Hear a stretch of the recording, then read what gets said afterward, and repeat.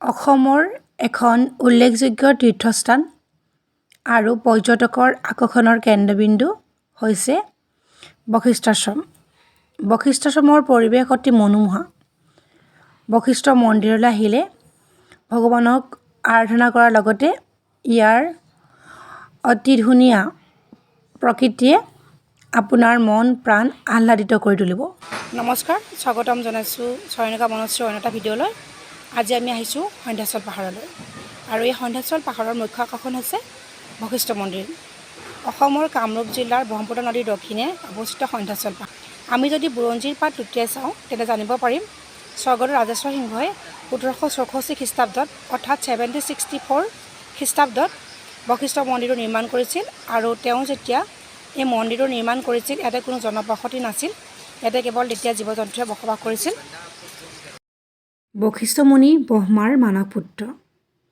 কালিকা পুৰাণ অনুসৰি এবাৰ নিমি ৰজাৰ শাপত দেহহীন হয় বশিষ্ঠ মুনি আৰু তেওঁ তেতিয়া নিৰুপায় হৈ ব্ৰহ্মাৰ শৰণাপন্ন হয় আৰু ব্ৰহ্মাদেৱে তেওঁক সন্ধ্যাচল পাহাৰত ভগৱান বিষ্ণুক তপস্যা কৰিবলৈ উপদেশ দিয়ে আৰু তেতিয়া বশিষ্ঠ মুনিয়ে ইয়াতে ভগৱান বিষ্ণুক তপস্যা কৰে আৰু তেখেতৰ ঘোৰ তপস্যাত ভগৱান বিষ্ণু সন্তুষ্ট হয় আৰু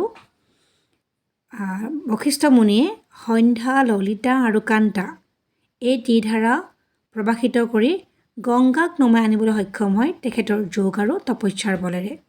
আৰু এই ত্ৰিধাৰাৰ সংগমস্থলীত তেখেতে গা ধুই পানী খাই পূৰ্বৰ ৰূপ লাভ কৰে।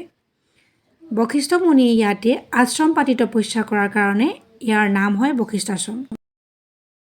তেতিয়াৰ অটব্য অৰণ্য সন্ধ্যাচল পাহাৰত স্বৰ্গদেউ ৰাজেশ্বৰ সিংহই আটোম টোকাৰিকৈ বৰ সুন্দৰকৈ বশিষ্ঠাশ্ৰম নিৰ্মাণ কৰিছিল আৰু বশিষ্ঠ মন্দিৰৰ কিছু দূৰত আছে অৰুন্ধতী শৈলকুটীৰ।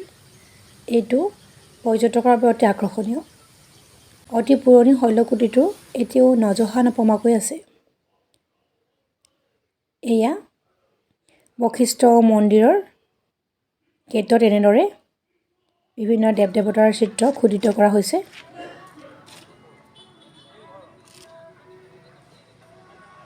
আৰু মন্দিৰৰ মূল প্ৰৱেশদ্বাৰ পূব দিশত আৰু এই প্ৰৱেশদ্বাৰত গণেশৰ মূৰ্তি, লক্ষ্মী দেৱীৰ মূৰ্তি, সৰস্বতীৰ মূৰ্তি খোদিত হৈ আছে। মন্দিৰৰ শিলত বিষ্ণু মূৰ্তি খোদিত হৈ আছে।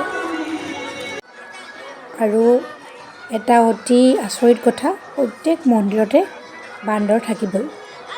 বান্দৰ আৰু মন্দিৰৰ মাজত যে ওতঃপ্ৰোত সম্বন্ধ আছে। স্বৰ্গদেউ ৰাজেশ্বৰ সিংহই বহু বছৰ আগতে নিৰ্মাণ কৰা বশিষ্ঠ মন্দিৰলৈ এতিয়া অসমৰ বিভিন্ন ঠাইৰ পৰা লোকে লোকাৰণ্য কৰাৰ লগতে ভাৰতবৰ্ষৰ লগতে বিদেশৰ পৰা বহু লোক আহে।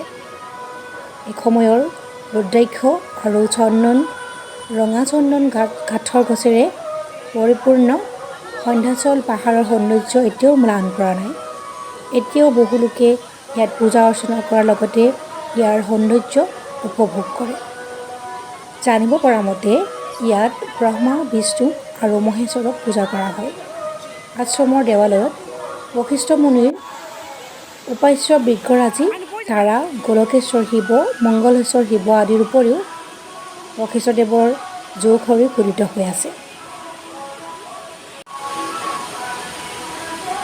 অসম চাৰুকাৰু কলা মহাবিদ্যালয়, পঞ্চকন্যাধাম মন্দিৰ, শান্তি সাধনা আশ্ৰম, অৰুন্ধতী শৈলকুটীৰ আছে বশিষ্ঠ মন্দিৰৰ আশে-পাশে। আৰু এই বিশিষ্ট অনুষ্ঠানবোৰে বশিষ্ঠ মন্দিৰৰ সৌন্দৰ্য আৰু বৰ্ধন কৰিছে। আৰু এনেদৰে চিৰিয়ে নামি গ'লে এটা গণেশ মন্দিৰ পোৱা যায় আৰু এই গণেশ মন্দিৰটো নিৰ্মাণ কৰিছিল স্বৰ্গীয় জগদীশ আগৰৱালা নামৰ এগৰাকী ব্যৱসায়ীয়ে। কিন্তু বৰ্তমান এই ব্যৱসায়ীগৰাকীৰ কোনো পৰিয়ালৰ লোক ইয়াত নাই আৰু এইটো এন্দুৰ গণেশৰ বাহন। এনেদৰে পূজা অৰ্চনা কৰা হয় আৰু এয়া হৈছে বশিষ্ঠদেৱৰ প্ৰতিমূৰ্তি। বশিষ্ঠদেৱক সেৱা অৰ্চনা কৰা হয়, তেওঁৰ পৰা আশীৰ্বাদ লোৱা হয়। ধন্যবাদ।